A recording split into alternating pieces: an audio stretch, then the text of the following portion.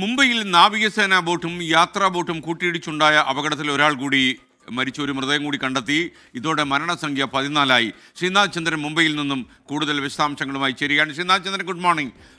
ശരിക്കും കുറേ ആൾക്കാർ ഗുരുതരമായി ആശുപത്രിയിൽ തുടരുന്നു എന്ന അന്ന് തന്നെ വാർത്തയുണ്ടായിരുന്നു. ഇപ്പോൾ ഒരാൾ കൂടി മരിച്ചു. അദ്ദേഹത്തിൻ്റെ ഈ മരിച്ച ആളിൻ്റെ കൂടുതൽ വിശദാംശങ്ങൾ എന്തൊക്കെയാണ്? Good morning.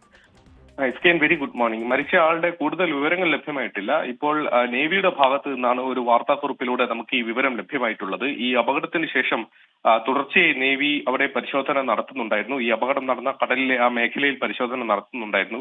കോസ്റ്റ് ഗാർഡിന്റെ അടക്കം സഹായത്തോടെയാണ് ഹെലികോപ്റ്ററുകളും കപ്പലുകളും എല്ലാം എത്തിച്ചുള്ള പരിശോധന. ആ പരിശോധനയിലാണ് ഇപ്പോൾ ഒരു മൃതദേഹം കൂടി കടലിൽ നിന്ന് വീണ്ടെടുക്കാൻ വേണ്ടി കഴിഞ്ഞത്. ഒരാളെ കൂടി ഇനി കണ്ടെത്താനുണ്ട് എന്നതാണ് മനസ്സിലാക്കുന്നത്.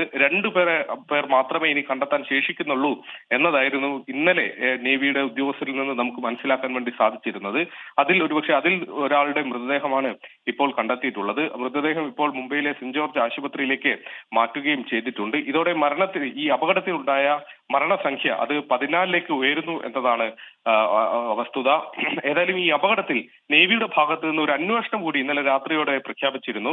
ഈ അപകടത്തെക്കുറിച്ച് വിശദമായി അന്വേഷിക്കുമെന്ന് നാവികസേന മേധാവി ദിനേശ് കെ ത്രിപാഠി അറിയിച്ചിരുന്നു. ഏതായാലും അത്തരത്തിലുള്ള അന്വേഷണങ്ങൾ കൂടി വരുന്നു.